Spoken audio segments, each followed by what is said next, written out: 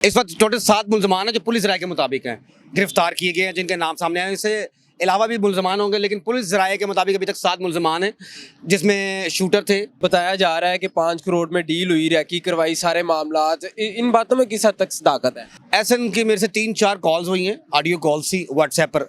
मैंने उससे पूछा कि आप किधर, तो उसने मुझे बताया कि मैं सऊदीया में उम्रा करने आया हूँ। तो मुझे बड़ा दुख हुआ। End of the day, passage of the time, उसने एक स्टेटस लगा दिया कि जी मेरा दोस्त मर्डर हो गया, तो कोई मुझसे रब्ता मत करे। अस्सलाम वालेकुम। MRC प्रोडक्शंस के साथ मैं हूं रेहान हैदर। नाज़रीन, मेरे साथ मौजूद हैं जवाद साहब, जो कि सीनियर क्राइम रिपोर्टर हैं। और जिस दिन अमीर बालाज टीपू कत्ल होता है, उस दिन एहसन शाह जिन अशखास के साथ राब्ते में था, उनमें से एक ये भी हैं। इनसे जानेंगे वो बातें जो कि मीडिया पे नहीं आई अभी तक। अस्सलाम वालेकुम। वालेकुम सलाम। जवाद भाई कैसे हैं? Fine, good. मुझे बताइएगा कि एहसन शाह उस दिन आपसे राब्ता कर रहा था, क्या वजह थी? वजह तो कोई ख़ास नहीं थी कि एक्चुअली हम क्राइम रिपोर्टर, जो भी क्राइम इंसिडेंट होता है, क्रिमिनल एक्टिविटी होती है, तो सबसे पहले हमने उसको ब्रेक करना होता है। तो ऐसे दिशा के बाद मेरा नंबर था काफ़ी अरसे से। अगर कोई भी इंसिडेंट होता तो वो मुझसे इन्फॉर्मेशन ले लेता था और अपने फेसबुक पे भी लगा लेता था कि मेरे दोस्त हैं, इन्होंने ये खबर दी है।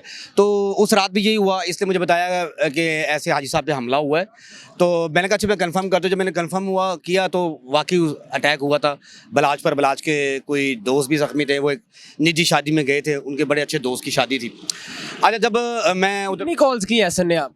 एहसन की मेरे से 3-4 कॉल्स हुई हैं, ऑडियो कॉल्स थी व्हाट्सएप पर। मैंने उससे पूछा कि आप किधर, तो उसने मुझे बताया कि मैं सऊदीया में उम्रा करने आया हूँ। तो मुझे बड़ा दुख हुआ। End of the day, passage of the time, उसने एक स्टेटस लगा दिया कि जी मेरा दोस्त मर्डर हो गया, तो कोई मुझसे रब्ता मत करे। इंस्टाग्राम पे स्टोरी भी लगा रखी थी उसने। बल्कि मुख्तलिफ सोशल मीडिया पे उसने ऐसी एक्टिविटीज़ की हुई थी। तो मैंने जब वो इंसिडेंट हुआ तो इंसिडेंट की अपनी जो मैंने खबर ब्रेक की, वो भी मैंने उसको पास ऑन की, उसने वो भी लगाई। और बलाज, इसने अपनी तस्वीरें भेजी कि मेरी ये तस्वीर बलाज के साथ लगा दीजिए, क्योंकि मेरे पास बलाज की तस्वीर नहीं थी। तो मैंने ही उससे तस्वीरें मंगवाई बलाज की, जिसमें उसके साथ तस्वीरें थी।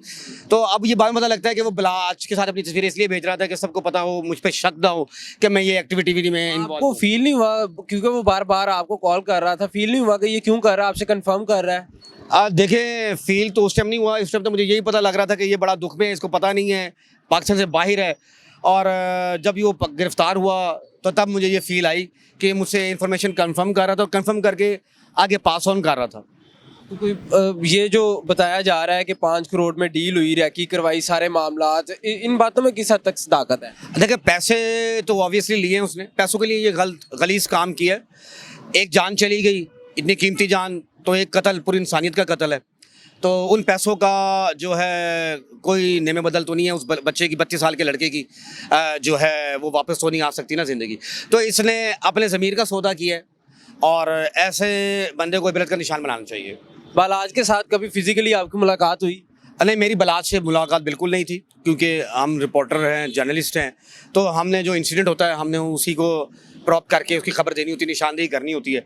तो वो एक बिजनेसमैन था, हम रिपोर्टर थे। अगर कोई इंसिडेंट होता तो उससे मुलाकात होती, मगर ऐसा कभी मौका नहीं मिला। एहसन शाह ने मुझे 1-2 दफ़ा कहा था कि आपकी भाई से मुलाकात करानी है, खाने पे आना है।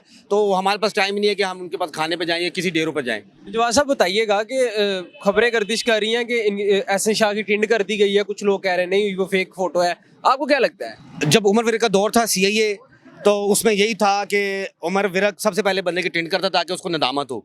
तो इसमें भी वही तरीकाकार अपनाया है, इसको गिरफ्तार किया, गिरफ्तार करने के बाद इसकी टिंड की ताकि उसको शर्मिंदगी हो। तो पहला क्राइटेरिया ये होता है। फिर उसकी तस्वीर खुद वायरल करते हैं कि ये है वो यजीद जिसने अपने दोस्त का सौदा किया, जिसने अपने दोस्त की कमर पर छुरा घोंपा। और कितने मुल्जमान जो हैं वो ज़ेरे हिरासत है इस वक्त? इस वक्त टोटल 7 मुलजमान हैं जो पुलिस राय के मुताबिक हैं गिरफ्तार किए गए हैं, जिनके नाम सामने आए। इससे अलावा भी मुलजमान होंगे, लेकिन पुलिस राय के मुताबिक अभी तक 7 मुलजमान हैं, जिसमें शूटर थे, टीटी भट्ट का मालशिया था, एक उनका खानसामा मालशिया तो मौका पर ही कत्ल हो गया। जी, मालशिया एक मौके पर कत्ल हो गया था। एक मालशिया उठाया था, एक खानसामा उठाया था, एक गाड़ी प्रोवाइड करने वाला उठाया था। फिर टीटी भट्ट का साला दानी, उसको गिरफ्तार किया था, जो गाड़ी में लेकर आया था मुलजमान को मारने के लिए। क्या आपको लगता है कि इस फैमिली को अब की बार इंसाफ मिल पाएगा? देखिए जी, इंसाफ तो अल्लाह ताला ही दे सकता है, और ये कानून का जो शिकंजा है वो तो मजबूत कर रहे हैं। CIA इसको प्रॉप कर रही है, JIT टीम भी बनी है। इसमें SP आफ्ताब फुलरवान जो है वो इस केस को देख रहे हैं। मुतहरक है। अब जी बिल्कुल मुतहरिक तो होने हैं कि इतना बड़ा इंसिडेंट हुआ है लाहौर शहर में, इतना बड़ा बंदा जो है वो जान की बाजी हार के, बड़ा बंदा या छोटा बंदे की बात नहीं है, बात ये है कि नाजायज़ नाहक कत्ल हुआ है और एक दोस्त ने कर दिया, एक बिजनेसमैन लड़का था, उसको नाजायज़ जो है ना कत्ल करवा दिया गया चंद पैसों के वजह से। बहुत शुक्रिया जवाद भाई जी। तो नाज़रीन आपने तमाम गुफ्तगू जानी, अपनी राय से कमेंट सेक्शन में ज़रूर आगा कीजिएगा। हमें दीजिएगा इजाज़त, अल्लाह हाफ़िज़।